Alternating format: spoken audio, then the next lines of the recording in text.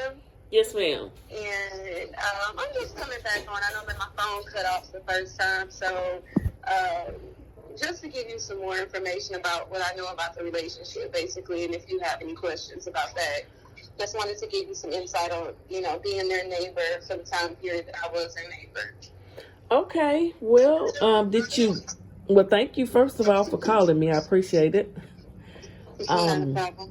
Did you ever notice them being, like, violent? Did you ever notice them fussing because they seemed like they had a hostile relationship? Yes. So, actually, Jenae and my mom were, they were cool. So there has been times where, like, specifically Jenae has, like, confided in my mom about certain things that they were going through.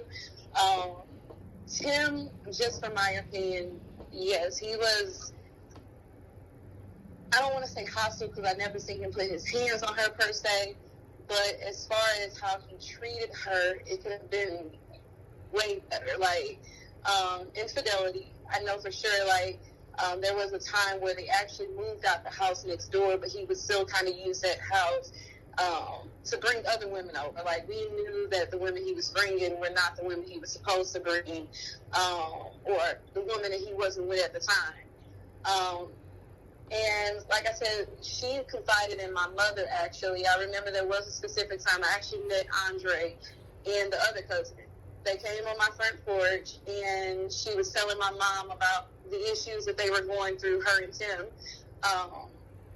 Basically, complaining, about how he was treating her and, where they were going in their relationship, about the stress that she was dealing with their baby, because their baby was in the hospital for a while. And her baby and my mom's baby, they're actually the same age. Like, it was kind of weird how it happened, but yeah, she was complaining, about the situation that they were in. And I think right about that time, they were actually moving out of the house that they stayed when they were next door to us. Mm-hmm. But I just remember all of them being on the front porch that day and her just expressing, how displeased she was with the relationship dealing with Tim. And, she was just fed up. It seemed like she was just a fed up woman at that time, frustrated with what they were going through. And like I said, just from my personal opinion, he didn't really seem like a stand-up guy. I really never interacted with him, even though I did date his friend for a bit. I never really interacted with Tim himself. I didn't like his energy.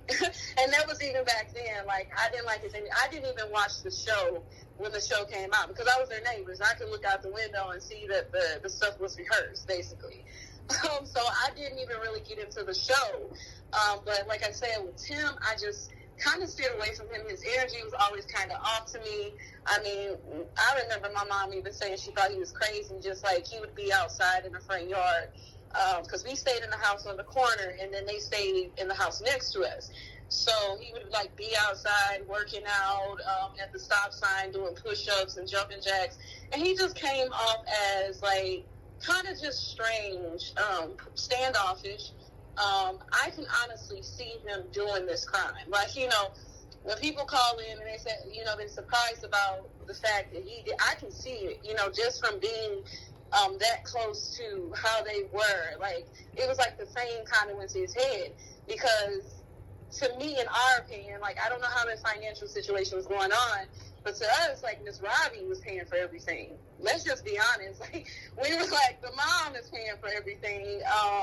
And I know that they brought up a car. The chef said that there was a car that he got, and Miss Robbie paid for it. Now, I don't know if it's true or not, but the fact that he said that the car broke down, I know for a fact that Tim and Jenae had a bunch of cars in their backyard. Like, just, I don't know where the cars came from. They might have been old cars that they used at one point in time, but I just remember at one point in time the cars were no longer there. So they could have given him one of the cars that was in the backyard, which they were kind of like old bucket-looking cars. So the description of what he said that he received from Miss Robbie is kind of like, was that one of the cars that they had parked outside? And you know what I'm saying? So, yeah, I just remember, when Jenae did talk to my mom, she just confided in her and just woman talk. She just didn't like what was going on in their relationship. Wow. So Jenae never mentioned anything to your mom then about Andre, did she? No, she never really mentioned anything about Andre. I know that the boys didn't too much care for Tim, according to what was said on that porch that day. You know, everybody was kind of in agreement as far as his, and like I said, Andre was on the porch that day. Like, I've seen Andre in passing. Me and him never held a conversation, like, just one-on-one, but, you know, being that I was their neighbors, I've seen Andre a lot. So, you know, the temperature on the porch that day was, they were kind of like, you know, complaining about Tim. You know what I'm saying? Like, complaining about how he was treating people, how he was acting. And we were all just kind of sitting there. It was a hot, you know, summer day. And, you know, it was just a conversation that they were having. But, yeah, it was just really that. She never really said anything about the nephew specifically, but all of them kind of, at that time, I'm not going to say the whole family, but the ones that I did meet, they were kind of like, he's an asshole. Did, okay, who was on the, it was Andre and I guess Charles, and was Miss Robbie there? Miss Robbie wasn't there that day. That day that we had that specific conversation. Miss Robbie really, I haven't met Miss Robbie like face to face. Like I said, I've seen her, of course, you know, in passing. I've heard her actually yell at them. Like, my mom used to always say, Miss Robbie seemed like she a hot mess. Not in a bad way, but she kind of, you know, put them in their place when they were out of place. So she was like that leader in her family, like that person that everybody looked to. And I really looked at Tim like a mama's boy. You know what I'm saying? Like, his manliness wasn't there. You know what I'm saying? His leadership, though he wanted to persuade, he was this leader and he was this boss man, that wasn't there. Like, I didn't see that. And I'm a pretty good judge of character, I like to think. I didn't see that in him. You know, Miss Robbie really was the woman, the authority in her family, whereas there could have been a lot of situations where Tim could have handled things better. And that's why I wasn't interested in the show. Like, I wasn't interested in watching him be fake. I wasn't interested in watching any of them really play a role that they weren't, you know. So, like, the whole time they had the show, I probably watched, like, one episode just because I was curious. But I'm like, I don't really care about it, you know. I used to joke with his friend about it. I'm like, the stuff seemed like it's, you know, scripted, because I knew his friend, you know what I'm saying? I was dating his friend at the time, so I'm like, you don't act like that in real life. Like, and he would not really say it. He would laugh it off, like, you know, he couldn't really say much, but I'm like, you don't act like that, you know, all that stuff, how y'all acting, like, no, that's not real. And you're talking about JR. So was he in jail? Was JR incarcerated with him? That, I don't know how they actually met. I believe JR told me at one point in time, but it was so long ago, I don't know how they met. So I don't even think that JR was actually in prison. I don't remember him saying anything about him ever going to prison or anything like that. Like I said, this was years ago, and I don't like fabricating or just trying to make anything up, but yeah, I don't remember him saying that he went to prison. I mean, it could be true, but I don't even see him being that type of guy, to be honest. Okay. So, do you know if JR is still in St. Louis? I believe the last time I actually talked to JR, he was in California, I think. Oh, okay. Yeah, because we still like cool, like we didn't end on bad terms or anything. Like, we were just like talking, you know what I'm saying? So the last time I actually spoke with him, he was in California. Okay. Yeah. Do you still, or your mom still speak with Jenae now? You know, she's remarried and the new husband and everything. No. You know, I think that the relationship was just based upon that, you know, we were neighbors. You know, we would stay so close to each other because at that time, you know, they lived in the city, so the city houses were, you know, close to each other. They know. I mean, if they probably seen each other, you know, they probably would, hey, you know, that type of thing. But as far as keeping contact after that, no. You know, I remember even somebody killing their dog. You know. Somebody killed their dog? Yeah, they had a dog that used to get out every once in a while, and the neighbor behind us actually killed it. Like, he shot it because it got out, and, you know, I guess they were fearful of it. But he shot the dog. So I think they had that dog in the show a couple of times too. Yeah, I remember seeing that dog in the show when they did an episode at their house. Yeah. Because I actually, like I said, throughout college, I didn't watch the show at all. Just with the curiosity with the case, I kind of looked at certain stuff. But again, I'm not really interested, to be honest. It's not really my type of thing. But yeah, I know that's where like their dog was shot. You know what I'm saying? That's why you never seen it again, because it was dead. Oh my goodness. Yeah. The neighbor shot the dog, so the neighbor on the other side of the house. Yeah, so we actually, like I said, we lived in the city. There was an alley behind our homes. So the neighbors behind, like, the other side of the alley, they had, like, this big, like, garden in their yard. They had this big garden. They used to always do stuff outside. And the dog had got out a couple of times. Like, I remember seeing the dog get out several times and people being fearful of it. And so that time it got out, they actually shot the dog and killed it. Wow. How did Jenae and Tim react to that? They weren't too, I don't remember how Tim reacted. Like I said, Tim was always in and out. You always just seen him really get in the car when the show was there. He was doing stuff with the show. They weren't too happy. I know Jenae was kind of sad about it. That was their dog, of course, so people are not too happy about their dog. I don't know how far they took that situation, but I just remember it being a situation on the street, you know, and people talking about, like, yeah, we shot their dog, you know. So, wow. Yeah, it was like one of those situations. I actually was really feeling sorry for Jenae. Like, I like Jenae. Jenae actually tried to give me a job at Target at one point in time, because she worked in, like, an executive position or something like that. At Target, so I yes. I actually kind of, I like Jenae. I felt sorry for her because, like I said, I'm not a messy person. You know, it took me a lot to even come on here, and then I read some of the comments that the people were saying, but, you know, I'm not really messy. So a lot of their business and a lot of, you know, the stuff I don't like to kind of get in the mix of all of that. But, you know, as far as her character, I would say, you know, other than what she had to do for the show, Jenae was kind of genuine. You know what I'm saying? Like, other than what she had to persuade for the show. Because, like I said, the stuff was scripted from what I seen. Like, my mom and the camera guys actually got into it several times because they used to park in front of her house. So, oh, wow. Yeah, like, well, she used to cuss them out, like... Well, you know, allegedly, Jenae slept with the cameraman, one of them. Did you ever hear anything about that? I hear that allegedly.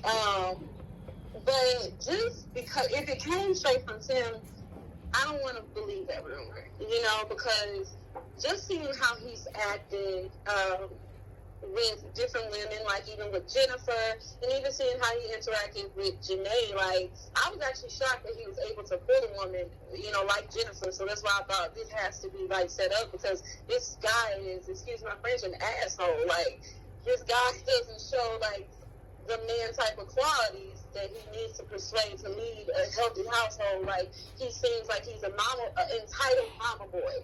And that's just me, like, just seeing how he moves. Like, you seem like an entitled mama's boy. Like, you don't seem like you have it together. Like, you need to get it together. You don't have it where you think that you are. You're not where you think that you are. So, yeah, like, well, will you be trying to attend any of the trial that starts in September? I actually work in media in St. Louis, so more than likely I actually will be attending one of the trials at least. He actually has the same judge as somebody that was close to me, and I know that judge doesn't play. Specifically, he don't have sympathy. The judge that he has doesn't have sympathy, really, in situations like that. I've seen that judge in action. So all the little games is Tim attempting to pull, I just feel like it's a waste of time.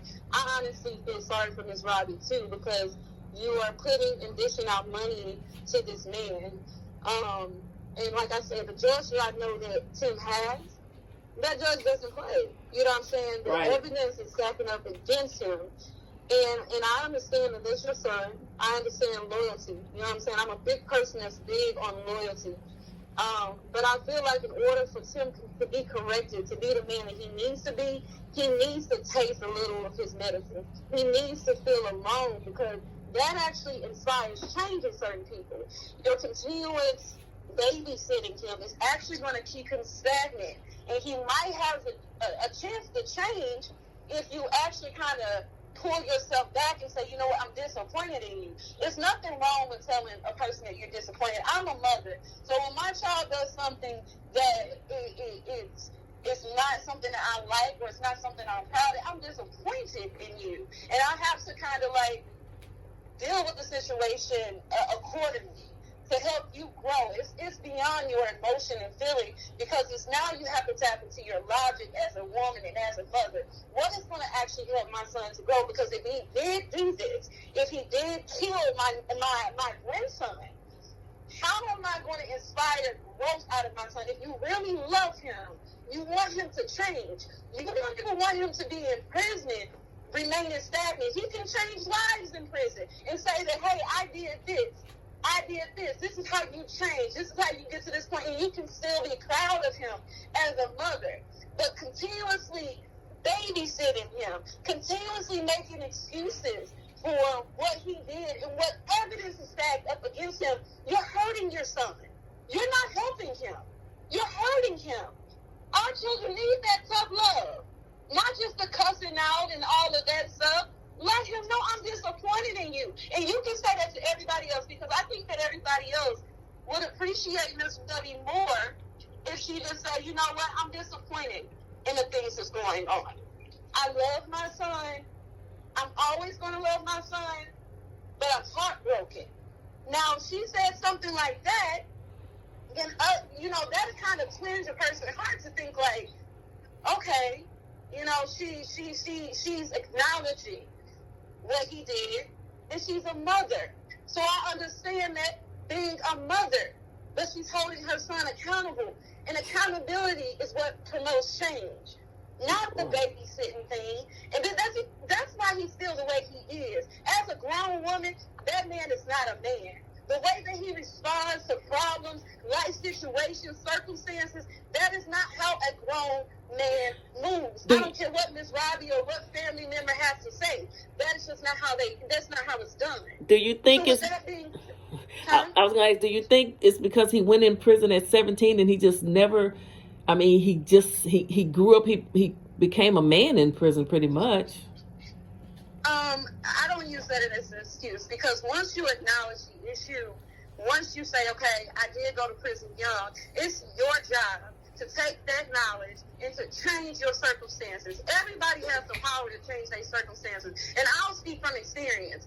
I know people who went to prison for that amount of time and got out of prison and changed their life. I knew people who went into prison at a young age. We're in St. Louis, Missouri. So it's a lot of it going on. My uncles, my husband went to prison and got out and was able to teach at a college at a young age. So this stuff is going on a lot. It's going on a lot. There is no excuse with the resources that he had through his mother, because a lot of the young men in our city don't have resources. They have kind of an excuse to be what they are and how they are. But Tim, you had resources. You had the ability and the opportunity to make a better life for yourself. But you used that and you got greedy. And that's really what it was, because Tim didn't have those cars before that show. Let's just be honest. Every car that man was driving, I knew it was leased. You switch cars like you switch your underbottles. They were leased. And your mom is the one that paid for a lot of that stuff. That is not how a man operates. So no, I don't use his. I don't think that's an excuse. He went to jail at a young age, because there's a lot of young men that go to jail. They get out here and they help other young men. He did the very opposite. You got out and you killed a young man. There's men that's getting out of jail that went through that lifestyle, that see the flaw in their actions, that's accountable for what they do, and they get out and they help other young black men. And I've seen it personally. So his mom, when she hears this, it's okay to love your child, but it's better to hold them accountable. Because that love and that accountability is going to promote the change that he needs to be the man, jail or no jail. You want him to be the best possible human he can be. Okay. And you're not doing that by pacifying. I'm sorry. I know. I said, well, okay. And I mean, I agree with you. And I want to ask you one more question, because I'm getting ready to start a live show here in about 15 minutes. You know, how do you feel about her not acknowledging Andre at all when she does acknowledge Tim? I feel like she could just say, I love my grandson or something. Yeah. I think that I actually went to school for psychology. So when I hear things like that, I question what is keeping you from doing that? Usually people are not going to say what's hard for them to say. If there's nothing else that's going on or nothing else that you feel, it shouldn't be hard for you to acknowledge the situation. I feel like she feels guilty for a lot of the stuff too. She sees the lack of man that she has in her son. As a parent, you have to accept some responsibility for the children that you are. And I feel like she's another black mom not willing to accept that she played a hand in the destruction of her child. But when it comes to your grandchild, you should be able to speak on that. So I question, and I'm not going to cause no assumptions. I'm not going to say what I think or what it could be because we don't have the evidence. But there is something that's keeping you from being able to say that name. It's just not hard. It's not hard. No, it's not hard to just say, I love my grandson. I miss my grandson. You got a lot to say about Tim. And it's so hard for you to say that there's a reason behind that. That's not something that you're just doing for nothing. Because what is that going to do for the court case that's going to be negative against him if you say, I love my grandson. I missed him. Because you were preaching prior to, you were preaching, we need to stop this black on black violence. And I have a feeling about that too. There's a lot of things that's even going on in our city now. Why y'all all of a sudden y'all just jump to black on black violence? Y'all need to stop playing around with that because y'all make us as a culture look terrible. And that's not to say that black on black violence is not going on, but when y'all play around with it, they already look at us bad. So y'all basically got on TV and make us look worse. Okay. And your son had a hand in it. Yes, they did have a lot of influence when their show was at the peak of its during its time. They really did. Look, I really do thank you for calling. I've got to start a live show. I hope you watch it. 8 o'clock my time. I think 9 o'clock your time. And if you want to hit the panel and you have some more you want to say, you're welcome to do that. But I'm going to get ready to start the show. And thank you so much for calling in. I'm going to play this. I'm going to play this during the live show. Okay. Okay, cool. I'll be watching. Thank you. Bye-bye. Thank you. Bye-bye.